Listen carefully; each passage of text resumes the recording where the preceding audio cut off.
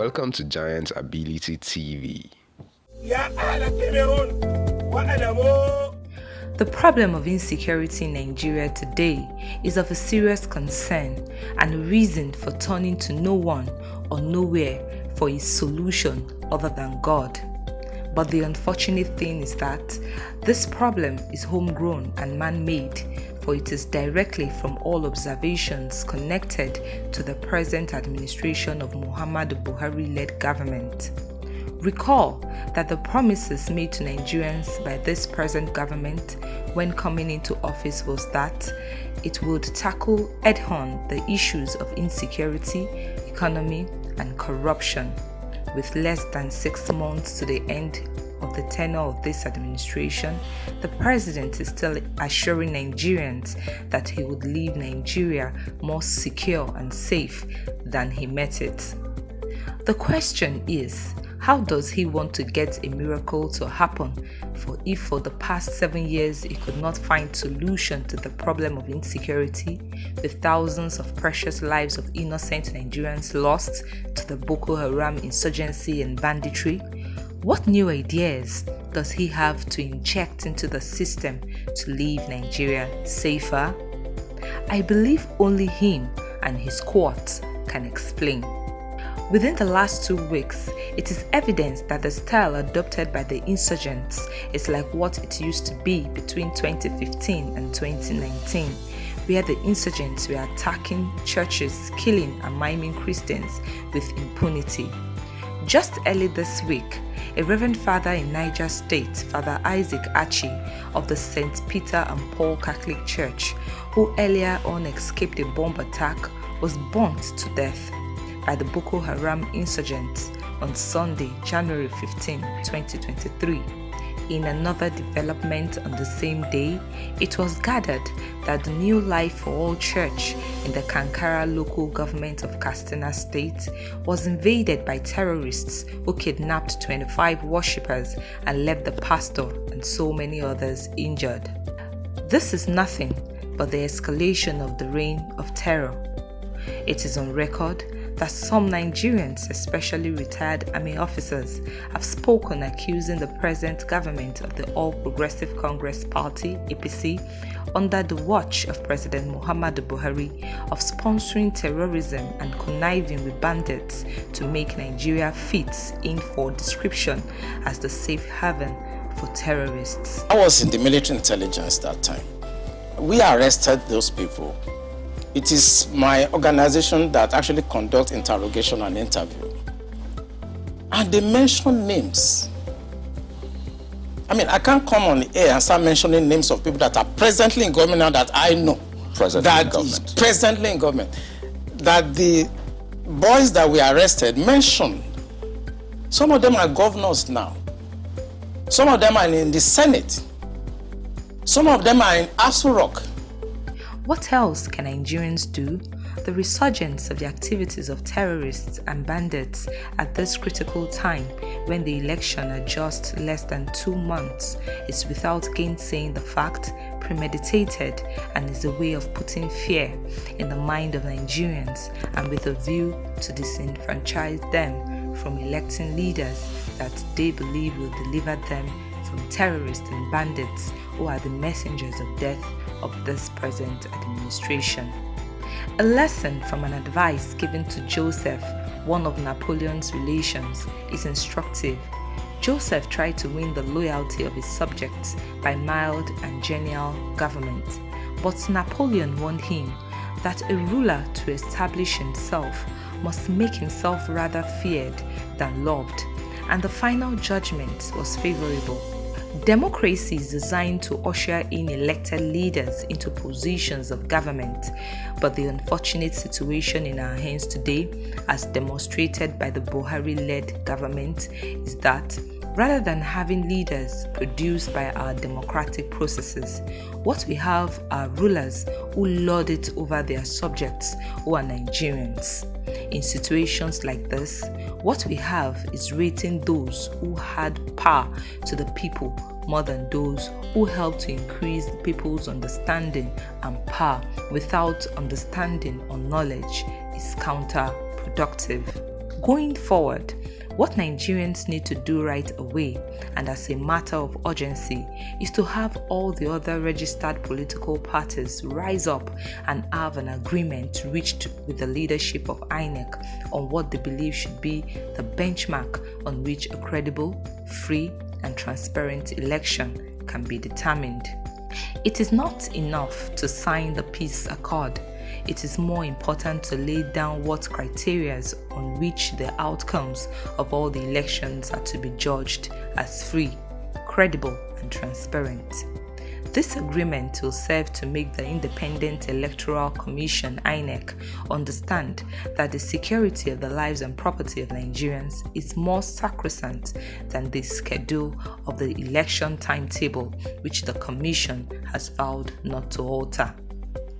The INEC chairman, Professor Mahmood Yakubu, has said repeatedly that the Commission is not contemplating on changing the election timetable, let alone postponing the election. As good as that sounds, not reckoning with the constitutional responsibility of the government to protect the lives and properties of its citizens is to say the least unfair, inconsiderate, and irresponsible. This amounts to stepping over one duty to perform another, which also is an aberration. The ostrich flaps her wings grandly, but they are not match for the feathers of the stork. She lays her eggs on top of the earth, letting them warm in the dust. She does not worry that a foot might crush them or a wild animal might destroy them. She is arched towards a young as if they were not her own. She doesn't care if they die, for God had deprived her of wisdom. He has given her no understanding, but whenever she jumps up to run, she passes the swiftest horse with its rider.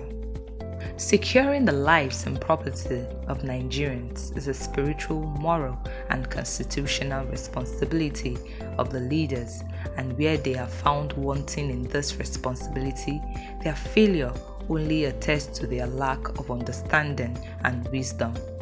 This is not the time for Nigerians to allow for distractions by the government of APC. I have this belief that Nigeria is going to be great some other day again.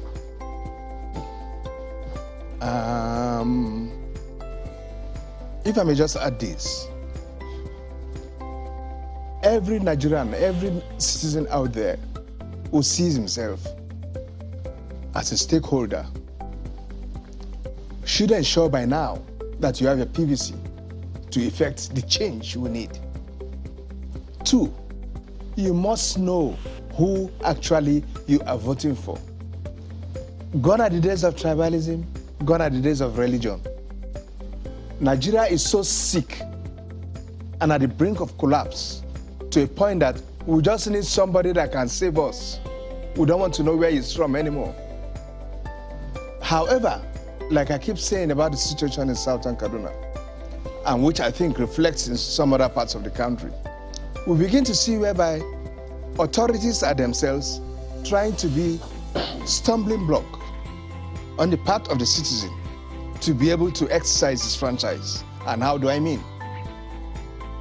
The sporadic attacks we have ongoing in parts of the country, specifically Southern Kaduna, is clearly indicative of the fact that there is a government input to it, be it at the subnational level, be it at the national level. There is a deliberate attempt to ensure that the people do not come out on 25th of February and be able to elect a government that is interested in protecting them. The status quo, which these guys in power in the state are deliberately wanting to maintain, is creating so much problems that today we continue to bury on a daily basis. All hands must be brought on the deck to resist the devil in whatever forms or shades it is appearing to Nigerians. Missing this opportunity for change can mean to Nigerians the difference between life and death, and losing the God-given privilege to move out of the land of captivity into the promised land. The truth that should ring in bell in the years of Nigerians as we go into the election is that having the All Progressive Congress and all its candidates return to office is the continuation and consolidation of the reign of terrorism and banditry in Nigeria. Nigeria cannot be secure beyond what Nigerians say and do with their permanent voters card. What is important to Nigerians at this point is not what the presidential candidate of PDP, Alhaji Atiku Abubakar, did or did not do with regard to corruption when he was a vice president between 1999 and 2007, as it is trending now. The reason is because the presidential candidate of the APC, Asiwaju Ahmed Bola Tinubu, is not in any way better than Atiku in matters of corruption. Recall the allegation of his involvement in drugs while in the United States of America and the confiscation of most of the Lagos state government property to himself. These are distractions. Choosing any of them is like choosing one of the two evils, and bear in mind that it is still an evil. If I can get the ears of every young Nigerian, but for one word, it would be this: make the most and best of yourself. There is no tragedy like a wasted life, a life failing to its true end and tuned to a false end. Titi Monga. This government of the All Progressive Congress Party, under the watch of President Muhammadu Buhari and its national leader Asiwaju Ahmed Bola Tinubu, has done the greatest evil that will forever leave behind bitter memories for generations. Nigerians must rise up and chase them out at all costs, for not doing so is to postpone the day of deliverance and allow for the continuation of the reckless destruction of the colorful destinies of Nigerians, especially the youth. On a final note, wisdom is the principal thing, and in all our getting, we should get understanding. To fear God is wisdom, and to depart from evil is understanding. So we are all idealists, we are visionaries. Let it not be said of this Atlantic generation that we left our ideas and visions to the past, nor purpose and determination to our adversaries. We have come too far. We have sacrificed too much to disdain the future now. The highest wisdom, the best that mankind ever knew, was the realization that he only earns freedom and existence who daily conquers them anew. J.F. Kennedy. It is also foolishness to offend with style when you can offend with substance, for show is not substance. It is now or never. Enough is enough. Thank you for watching. Please don't forget to subscribe to all our social media platforms: YouTube, Instagram, and Facebook.